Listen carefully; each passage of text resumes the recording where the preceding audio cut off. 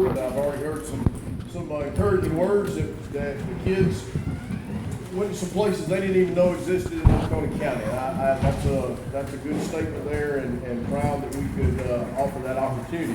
But our essay competition has been going on for many years, and essentially the Agribusiness Council, we meet once a month, and we come up, prior to this event, we come up with a topic for the year, and we've kind of varied it around different from year to year. This year, the topic that came up was, if you could start an agribusiness in Oconee County today, what would it be and why? And we were really, the goal of this was to encourage and get the kids thinking about what the opportunities were, get with their ag teacher and ask questions. What interests you? What lies out there? As we know, the agriculture world has changed today. What used to be here in Oconee County, a primary agricultural production county, we're still doing a lot of agriculture in the county, but the landscape of it's changed. We've moved more away from turkeys, and we still have some chickens, but we've kind of started to get into things like ornamental landscape. We've gotten into other avenues, the small, from 6th, 7th, and 8th grade, from all three schools. It makes it really difficult when you're sitting down and you're reading a good dozen essays per grade, per school, and you got to come up with the top three. It just makes it a really difficult task for us, but I've got a good group of folks, as you saw with the Agribusiness Committee, that was able to sit down and kind of hash that out and figure out who those winners were. And so we've got those kids with us today, and we want to make sure that we recognize them appropriately and with a certificate. But then the first place winner is going to get up and they're going to read from each grade, each school. They're going to get up and they're going to read their essay. So right now I've got Cindy Pritchett here with me. She's going to hand out the award to them. And we also have their essay over here. We're going to have those come up. We're going to start with Michael Bridge, 6th grade, and then we're going to kind of work our way. Okay, and then we're going to move on to Oconee. I do want to make mention, we actually have another student here that had an essay that was turned in that was pretty good as well, that was a finalist in here, and she actually came today, kind of wanted to be here with Ms. Ashley Griffith. If you would, please stand up over here, and if y'all give her a round of applause as well. County Middle School, 6th grade, 3rd place is going.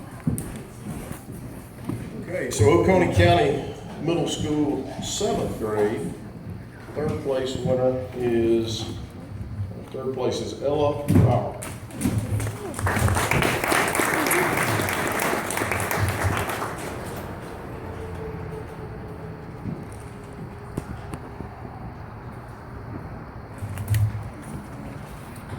And 2nd place is going to be Chloe Middlebrooks.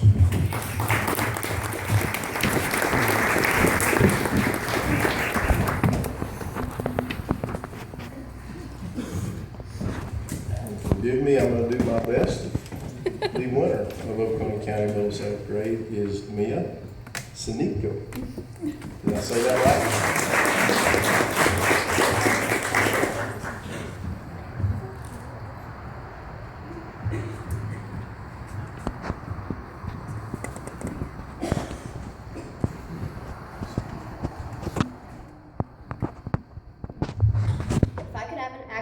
Business in Oconee County, I would create a beekeeper business because it seems like a lot of fun and you could get honey and money. I know a friend whose family has a bee business, and whenever I go to their house, I'm fascinated by how many bees there are and how busy they are reproducing, making honey, and gathering pollen. In beekeeping, you can make a decent amount of money and you can have more than one job. To me, a beekeeper is the best agricultural choice for me for many reasons. Bees don't need much attention and can live basically on their own. Beekeepers only need to check on the bees to make sure everything is going smoothly. They need to make sure that all of the bees are doing their job gathering honey, pollen, and nectar. The bees also need to reproduce at a constant speed. After you get used to checking the bees, it will only take a couple of minutes every time you need to check on them.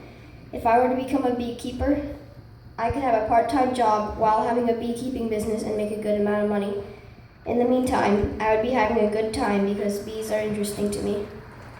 In the beekeeping business, I wouldn't need to spend a whole bunch of money on supplies. All I would need is a hive tool, a smoke box, and protective clothing. The hive tool is for opening and inspecting the hive. The smoke is for calming the bees and is good for when you are going to invade their privacy. And the protective clothing is for, you guessed it, protecting your body from bee stings. This equipment isn't very expensive and I could always get secondhand equipment. The cost for starting equipment ranges from $215 to $300. When I would start my beekeeping business, it is not as hard as it seems to get the bees. In many places, a local beekeeper could sell some bees to me or even give them away. If not, I could just go and pick them up somewhere else. To me, it would be worth driving 1 or 2 hours away to pick up some bees and start a business. I wouldn't need to get very many bees as long as I get a queen, because the queen bees lay up to 1,500 eggs a day and up to 1 million in their lifetime. The last reason that beekeeping is so fascinating to me is that 1/3 of the food that we eat today has been pollinated by a bee at some point, and many of the crops that we have wouldn't be able to be grown without pollination. The beekeeper population has decreased dramatically since 10 years ago. If I were to have an agricultural job, the fact that there are less beekeepers than there were earlier makes me want this job even more. To me, beekeeping would be the ideal agricultural job. I could be having fun while getting money and honey. It doesn't cost a ridiculous amount of money to start a beekeeping business, and you don't need to start out with a humongous amount of bees as long as you start with a queen who can reproduce. And last but not least, you don't need to be constantly checking on the bees. They can stay alive by themselves for the most part, so you could always have another part-time job while having the beekeeping business. Who wouldn't want a cool job like a beekeeper?